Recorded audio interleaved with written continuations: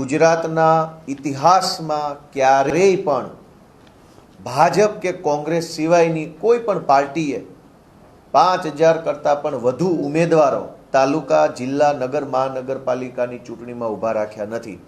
આમ આદમી પાર્ટી એ ગુજરાતના ઇતિહાસની પહેલી એવી પાર્ટી છે કે જેણે ભાજપ અને કોંગ્રેસ સિવાય એક જ સિમ્બોલ ઉપર 5000 ઉમેદવારો ઊભા રાખ્યા અને એમાંથી 500 કરતાં પણ વધુ તાલુકા પંચાયત, જિલ્લા પંચાયતના સભ્યો જીતીને જે આવ્યા છે એ પણ ગુજરાતના ઇતિહાસમાં પહેલી વખત છે કે ઝાડુના એક જ નિશાન ઉપર 500 કરતાં વધુ સ્થાનિક સ્વરાજના ઉમેદવારો જીતે.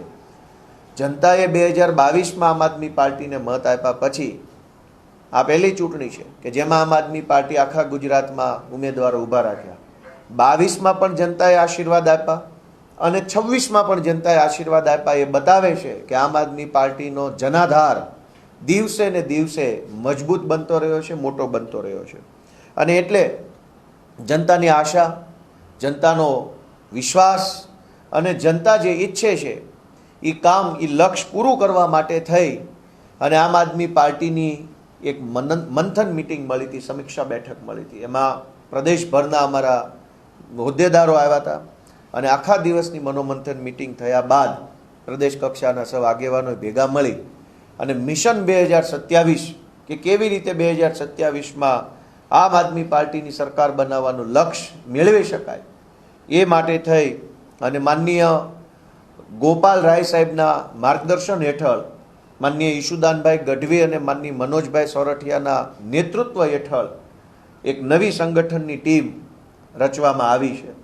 માનનીય ઈશુદાનભાઈ ગઢવીના નેતૃત્વમાં મિશન 2027ની તૈયારીઓ કરવા માટે થઈ અને પ્રદેશ માળખાની અંદર અમારા આમ આદમી પાર્ટીના મજબૂત યોદ્ધાઓને નવી જવાબદારી સોંપવામાં આવી રહી છે. અને એમાં પ્રદેશ કક્ષાએ ઉપપ્રમુખ તરીકે અનેક સાથીઓને જવાબદારી સોંપવામાં આવી છે. આ ઉપપ્રમુખશ્રીઓ પોતાની જવાબદારીના ભાગરૂપે ગુજરાતના અલગ અલગ વિસ્તારોમાં જઈને જનતાના મુદ્દા ઉઠાવવાનું કામ, સંગઠનની દેખભાળ કરવાનું કામ, સંકલન કરવાનું કામ, જનતા સુધી આમ આદમી પાર્ટીનો સંદેશ પહોંચાડવાનું કામ કરવાની જવાબદારી સોંપવામાં આવી છે. ત્યારે પ્રદેશ ઉપપ્રમુખ તરીકે અમારા આમ આદમી પાર્ટીના બહુ જૂના સાથી ડૉક્ટર જ્વેલબેન વસરાને પ્રદેશ ઉપાધ્યક્ષની જવાબદારી સોંપી છે. જ્વેલબેન 3 વખત આંતરરાષ્ટ્રીય સ્તર ઉપર સ્પોર્ટ્સમાં ભાગ લઈ ચૂક્યા છે. પોતે ટેનિસ ફેડરેશનના પ્રમુખ છે ભારતની અંદર.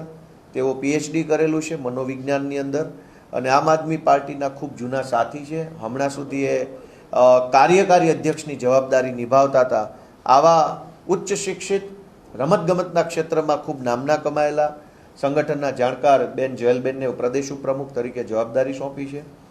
અમદાવાદ કચ્છી સમાજના પ્રમુખ અને અગ્રણી CA કોર્પોરેટ જગતની અંદર જેમણે ખૂબ સારો એવો અનુભવ ધરાવે છે એવા CA કૈલાસદાન ગઢવીને પણ પ્રદેશ ઉપપ્રમુખ તરીકેની જવાબદારી સોંપી છે. હા, હું લડીશ એવો નારો આપનારા અમારા આમ આદમી પાર્ટીના પાયાના કાર્યકર્તા, ખૂબ જૂના સમયથી આમ આદમી પાર્ટી સાથે જોડાઈ દક્ષિણ ગુજરાતમાં સંગઠન મજબૂત કરવાનું કામ જેમણે કર્યું છે અને 2022ની ચૂંટણીમાં કામરેજ મત વિસ્તારમાં 1 લાખ કરતાં પણ વધુ મત મેળવીને જેમણે ડંકો વગાડ્યો છે એવા શ્રી રામભાઈ ધડુકને પ્રદેશ ઉપપ્રમુખ તરીકે સ્થાન આપવામાં આવે છે. અમારા પ્રદેશના પૂર્વ મહિલા પ્રમુખ અને જેણે કોર્પોરેટ જગતમાં નોકરી કરી છે, ખૂબ ઊંચા લેવલ ઉપર કામ કર્યું છે, કોર્પોરેટ કલ્ચરથી વાકેફ હોવા છતાંય સંઘર્ષનો રસ્તો પસંદ કર્યો, સડકનો રસ્તો પસંદ કર્યો અને હાઈફાઈ કોર્પોરેટ લાઈફ છોડી અમદાવાદ સાબરમતી જેલમાં પણ જેઓ જઈ આવ્યા છે જનતા માટે, એવા પૂર્વ સ્વતંત્રતા સેનાની પરિવારમાંથી આવતા ગૌરીબેન દેસાઈને પ્રદેશ ઉપપ્રમુખ તરીકેની જવાબદારી સોંપવામાં આવી છે. અમારા યુવા આગેવાન, ગુજરાતના હજારો કરોડો યુવાનો માટે જેઓ સતત લડતા આવ્યા છે, ખાસ કરીને પેપર લીક બાબતે જેમણે ખૂબ ઊંચું કામ કર્યું છે. કોઈ પણ ભરતીનું પેપર લીક થાય, IBને કે સરકારને કે પોલીસને ખબર પડે એ પહેલાં યુવરાજસિંહ એવા આરોપીઓ સુધીને ઘટનાના મૂળ સુધી પહોંચી જાય છે. એવા લડાયક યુવાન યુવરાજસિંહ જાડેજાને પણ આમ આદમી પાર્ટીમાં પ્રદેશ ઉપપ્રમુખ તરીકે જવાબદારી સોંપવામાં આવી છે. આમ આદમી પાર્ટીને છેક છેવાડાની બોર્ડર, રાજસ્થાન બોર્ડર ઉપર આમ આદમી પાર્ટીની તાલુકા પંચાયત બની પોશીના, ખેડબ્રહ્મા, આ મત વિસ્તારની અંદર પણ છેક એકદમ અંતરિયાળ વિસ્તારમાં આમ આદમી પાર્ટીનો ઝંડો બુલંદ કરનારા આદિવાસી સમાજના આગેવાન બિપિનભાઈ ગામેતી, એમને પણ પ્રદેશમાં ઉપપ્રમુખ તરીકે જવાબદારી સોંપવામાં આવી છે. એવા જ આદિવાસી સમાજના આગેવાન 10 કરતાં પણ વધુ આદિવાસી આંદોલનો કર્યા છે. અને ખાસ કરીને આદિવાસી સમાજનો એક મહત્વનો ગંભીર મુદ્દો છે નકલી આદિવાસી સર્ટિફિકેટનો. એ નકલી સર્ટિફિકેટ બાબતે લાંબા સમયથી જે લડાઈ લડી રહ્યા છે એવા આદિવાસી સમાજના કદાવર આગેવાન રાજુભાઈ વલવાઈ, એને પણ આમ આદમી પાર્ટીના પ્રદેશ ઉપપ્રમુખ તરીકે જવાબદારી સોંપવામાં આવી છે. કોળી સમાજના ખૂબ સારા એવા આગેવાન, સુરેન્દ્રનગર પંથકમાં કોળી સમાજ માટે હંમેશા સક્રિય અને સજાગ વ્યક્તિત્વ કહી શકાય એવા આમ આદમી પાર્ટીમાંથી ચૂંટણી લડેલા અને બહુ નજીવા માર્જિનથી ચૂંટણી જીતી નતા શક્યા એવા મયુરભાઈ સાકરિયા પણ પ્રદેશના ઉપપ્રમુખ તરીકે જવાબદારી સંભાળવાના છે. ઉત્તર ગુજરાતમાંથી ઠાકોર સમાજના આગેવાન છે, અખિલ ક્ષત્રિય ઠાકોર એકતા સમિતિના પ્રદેશ પ્રમુખ છે, ફિલ્મી જગત સાથે સંકળાયેલા છે અને સમાજ સેવામાં ખૂબ ઊંચું નામ છે એવા રાજકરણભાઈ ઠાકોર, એમને પણ પ્રદેશના ઉપપ્રમુખ તરીકે જવાબદારી સોંપવામાં આવી છે. નશા મુક્તિ અભિયાન માટે જેવો હંમેશા સક્રિય રહે છે, કચ્છમાં આપણે જોયું હશે હમણાં કે દારૂના બાબતમાં જનતા રેડ કરી અને એમણે ખોટી રીતે હેરાનગતિનો સામનો કરવો પડ્યો છે. પોતે બહુ નિષ્ણાંત ડૉક્ટર છે, ખૂબ સારું એવું એમનું પર્સનલ જીવન છે, ડૉક્ટર છે, પૈસા કમાય છે, સારી લાઈફ જીવી શકે એમ છે. તેમ છતાંય સમાજનું કામ કરવા, લોકોને ઉપયોગી બનવા માટે જેઓએ અભિયાન હાથ ધર્યું છે એવા કચ્છથી અમારા ડૉક્ટર કાયનાતબેન અંસારી આથા, એમને પણ પ્રદેશના ઉપપ્રમુખ તરીકે જવાબદારી સોંપવામાં આવે છે. અને હમણાં જેમણે ગોંડલની અંદર ડંકો વગાડ્યો છે, ગોંડલ વિશે આપણે બધા અહીંયા અમદાવાદમાં બેસીને ખૂબ સાંભળ્યું છે કે ભાઈ ત્યાં મિર્જાપુર જેવો માહોલ છે. સાચું ખોટું સ્થાનિક લોકોને વધારે ખબર હોય, અમને ખબર હોય, પણ બોલીએ નહીં બહુ.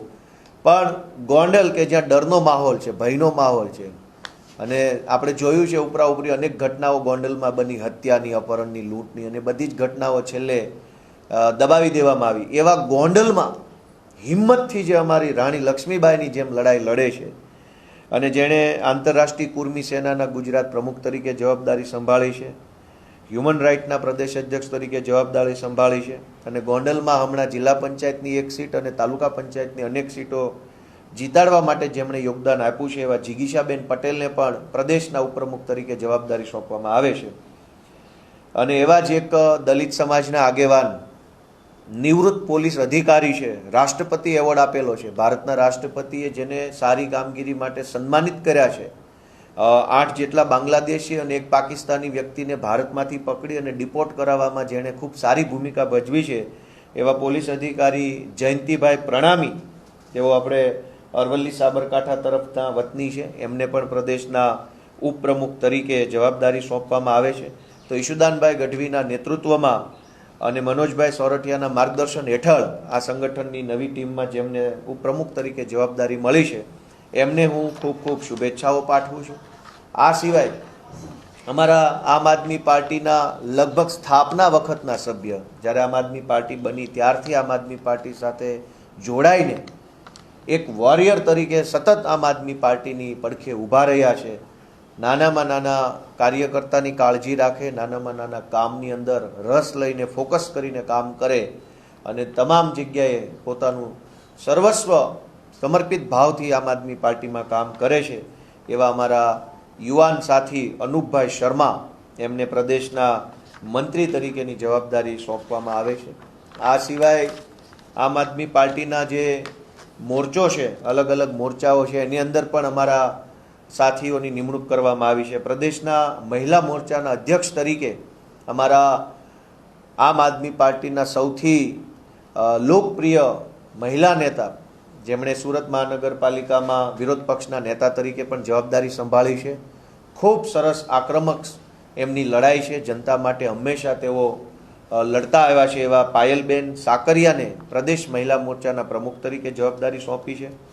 અને અમારા સદાબહાર લોકપ્રિય, હંમેશા યુવાનો જેની વાત સાંભળવા માટે આતુર હોય એવા કોળી સમાજના આગેવાન અને આમ તો ફિલ્મી દુનિયામાં પણ કામ કરે છે એવા બ્રિજરાજભાઈ સોલંકી, એને યુવા મોરચાના પ્રમુખ તરીકે જવાબદારી સોંપવામાં આવી છે. અશાપ આમ આદમી પાર્ટીની છાત્ર વિંગ વિદ્યાર્થી મોરચો જે છે એના પ્રદેશના પ્રમુખ તરીકે ભાઈ શ્રી ધાર્મિકભાઈ માથુકિયાને જવાબદારી સોંપવામાં આવી છે. અને ત્યાર પછી બહુ જ મહત્ત્વની જવાબદારી સંગઠનની પણ છે. અને આ વખતે ગુજરાતમાં 14 જેટલા ઝોનની અંદર સંગઠનને ગોઠવવામાં આવ્યું છે. 14 અલગ અલગ પ્રકારના ઝોન સંગઠનની દ્રષ્ટિએ પાડવામાં આવ્યા છે. અને 14 ઝોનની અંદર અમારા ખૂબ જ અનુભવી, આવડતવાળા, સંયમી, રાજનીતિમાં જેની અંદર કોઠાસૂઝ હોય એવા મહત્ત્વના અમારા સાથીઓ છે. અને સંગઠન મંત્રી, પ્રદેશના સંગઠન મંત્રી તરીકે જવાબદારી સોંપી છે. અમારા આમ આદમી પાર્ટીના ખૂબ જ સૌને ગમતા એવા મીડિયા સંકલનનું કામ સંભાળતા અને પ્રદેશના મુખ્ય પ્રવક્તા ડૉક્ટર કરણ બારોટ, એણે જે રીતે સારી કામગીરી કરી છે આમ આદમી પાર્ટીમાં, જે કામ સોંપ્યું હોય એ કામ સવાયું વધારે કામ કરીને આવે એવી એની આવડતને ધ્યાને લેતા આમ આદમી પાર્ટી દ્વારા એમને પ્રદેશના સંગઠન મંત્રી તરીકે હવે સંગઠનની જવાબદારી ડૉક્ટર કરણ બારોટને સોંપવામાં આવી છે. તેઓ અમદાવાદ પૂર્વ અને અમદાવાદ પશ્ચિમ લોકસભાના સંગઠનની જવાબદારી સંભાળવાના છે. જેઓ 3 પેઢીથી રાજનીતિમાં છે અને અમારા સુરેન્દ્રનગરના આગેવાન છે, એમના દાદાજી નહેરુ સાહેબ સાથે એ વખતની સરકારોમાં કામ કરતા હતા. એમના પિતાજી સરકારમાં મંત્રી હતા, એ પોતે નગરપાલિકાના પ્રમુખ રહી ચૂક્યા છે. એવા 3 પેઢીથી રાજનીતિનો જે અનુભવ ધરાવે છે એવા સુરેન્દ્રનગરથી અમારા વિક્રમભાઈ દવે, એમને પણ પ્રદેશ સંગઠન મંત્રી તરીકે ગાંધીનગર અને સુરેન્દ્રનગર લોકસભાના સંગઠનની જવાબદારી સોંપી છે. અમારા ક્ષત્રિય સમાજના આગેવાન અને ખૂબ સરસ રીતે જેણે આણંદ અને ખેડા પંથકની અંદર આમ આદમી પાર્ટીને મજબૂત બનાવવાનું કામ હાથ ધર્યું છે એવા લડાયક નેતા કરણી સેનામાં પણ જેઓ પોતાની જવાબદારી બજાવી રહ્યા છે એવા સંજયસિંહ રાજ, એમણે આણંદ અને ખેડા લોકસભાની સંગઠનની જવાબદારી સંગઠન મંત્રી તરીકે સોંપી છે. સુરતની અંદર કોર્પોરેટર તરીકે જેમણે 5 વર્ષ ખૂબ શ્રેષ્ઠ કામ કર્યું છે અને જનતાની અંદર પોતાની છબી એક ઊભી કરી છે એવા મહેશભાઈ અણઘણને વડોદરા લોકસભાનું સંગઠનનું કામ સોંપી અને સંગઠન મંત્રી પ્રદેશ તરીકે જવાબદારી સોંપી છે. આદિવાસી સમાજના આગેવાન અને સરપંચ એસોસિએશનના પ્રમુખ તરીકે જેઓ જવાબદારી સંભાળી ચૂક્યા છે એવા નિરંજનભાઈ વસાવા, એમને પ્રદેશ સંગઠન મંત્રી તરીકે છોટાઉદેપુર અને ભરૂચ લોકસભાની જવાબદારી સોંપી છે. એવા જ અમારા SBI બેંકના પૂર્વ મેનેજર, ખૂબ ઉચ્ચ શિક્ષિત અને ખૂબ સંઘર્ષશીલ પરિવારમાંથી આવતા આદિવાસી સમાજના આગેવાન ભાઈ શ્રી બાબુભાઈ ડામોરને દાહોદ અને પંચમહાલ લોકસભાના સંગઠનની જવાબદારી સોંપવામાં આવી છે. અને એવા જ અમારા ક્ષત્રિય ઠાકોર સમાજના આગેવાન પાટણથી પ્રભાતસિંહ સોલંકી, એમને બનાસકાંઠા અને પાટણની જવાબદારી સોંપવામાં આવે છે. પ્રભાતસિંહ સોલંકી ક્ષત્રિય ઠાકોર સમાજ માટે ખૂબ જ સક્રિય વ્યક્તિ છે, ખૂબ સમાજ માટે કામ કરે છે, મહેનત કરે છે, સમાજનું જાગૃતિ કરવાનું કામ કરે છે. એવા પ્રભાતસિંહ સોલંકીને પ્રદેશ સંગઠન મંત્રી તરીકે જવાબદારી સોંપી છે. એવા જ અમારા ક્ષત્રિય સમાજના અન્ય આગેવાન છે જયદીપસિંહ બાલુસિંહ ચૌહાણ, તેઓ વ્યવસાય શિક્ષક છે અને શિક્ષક તરીકે ખૂબ શ્રેષ્ઠ કામગીરી તેઓ બાળકોને ભણાવવામાં કરી રહ્યા છે. સાથે સાથે સંગઠનનું પણ એમની પાસે ખૂબ ઊંડું નોલેજ હોવાથી એમને પ્રદેશ સંગઠન મંત્રી તરીકે મહેસાણા અને સાબરકાંઠા લોકસભાની જવાબદારી સોંપી છે. ત્યારબાદ સુરત મહાનગરપાલિકાના વિપક્ષના પૂર્વ નેતા અને હાલમાં જેઓ સુરતમાં કોર્પોરેશનની ચૂંટણી જીત્યા છે અને અમારા આમ આદમી પાર્ટીના ખૂબ જૂના સાથી છે એવા ધર્મેશભાઈ ભંડેરીને આમ આદમી પાર્ટીના પ્રદેશ સંગઠન મંત્રી તરીકે નવસારી અને સુરતની જવાબદારી સોંપવામાં આવે છે. અમારા આદિવાસી એકતા પરિષદની અંદર જેમણે ખૂબ સારી જવાબદારી નિભાવી છે અને આદિવાસી સમાજ માટે હંમેશા જેઓ સજાગ બની અને લડતા આવ્યા છે એવા કમલેશભાઈ પટેલને બારડોલી અને વલસાડ લોકસભાની સંગઠનની જવાબદારી સોંપવામાં આવે છે. અમરેલી અને ભાવનગર લોકસભા માટે થઈ અમારા નિકુંજભાઈ સાવલિયા, તેઓ પાટીદાર સમાજ સાથે સંકળાયેલા છે, ખોડલધામ સંસ્થા સાથે પણ જોડાઈને સારી એવી સેવા બજાવી રહ્યા છે. એવા નિકુંજભાઈ સાવલિયાને, તેઓ અમરેલીના પૂર્વ પ્રમુખ છે, પ્રદેશ શહેર જિલ્લા પ્રમુખ હતા અમરેલીમાં, હવે તેમને પ્રદેશ સંગઠન મંત્રી તરીકે જવાબદારી સોંપવામાં આવી છે. શ્રી રાજુભાઈ બોરખતરિયા, તેઓને પોરબંદર અને જુનાગઢ લોકસભાની જવાબદારી સાથે પ્રદેશ સંગઠન મંત્રી તરીકે જવાબદારી સોંપી છે. રાજુભાઈ એક શિક્ષક છે, ગામના સરપંચ તરીકે પણ જવાબદારી સંભાળી ચૂક્યા છે. ખૂબ રાજકીય રીતે પરિપક્વ અને અનુભવી વ્યક્તિ છે અને પોતે શાળા સાથે સંકળાયેલા વ્યક્તિ હોવાના કારણે જનસંપર્ક ખૂબ એમનો વિશાળ છે. આ સિવાય અમારા આહિર સમાજમાંથી આવતા અજીતભાઈ લોખીલ રાજકોટના છે, પોતે ઉદ્યોગપતિ છે, વેપારી છે.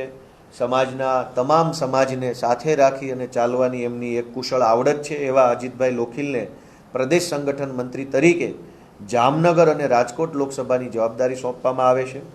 અને અમારા ખૂબ અનુભવી પીઠ રાજનીતિના જાણકાર એવા ડૉક્ટર કિરીટસિંહ મનુભા રાણા હળવદના છે.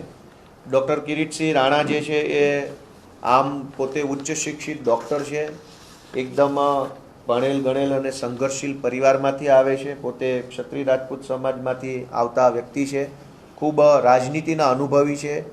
એ ડૉક્ટર કિરીટસિંહ રાણાને કચ્છ જિલ્લાની કચ્છ લોકસભાની સંગઠનની જવાબદારી સાથે પ્રદેશમાં સંગઠન મંત્રી તરીકે જવાબદારી સોંપવામાં આવે છે. આમ પ્રદેશના ઉપપ્રમુખ તરીકે, પ્રદેશ સંગઠન મંત્રી તરીકે, અન્ય મોરચાઓમાં મહિલા મોરચા, યુવા મોરચાના પ્રદેશ પ્રમુખ તરીકે અમારા અલગ અલગ સાથી મિત્રોને જવાબદારી સોંપી માનનીય ઈશુદાનભાઈ ગઢવીના નેતૃત્વમાં સંગઠનના મહામંત્રી તરીકે મનોજભાઈ સોરઠિયાના માર્ગદર્શન હેઠળ આ આખી ટીમ ખૂબ મજબૂતીથી કામ કરી અને 2027માં જનતાની સરકાર બનાવવાનું લક્ષ્ય સાકાર કરે એવી હું શુભેચ્છાઓ પાઠવું છું.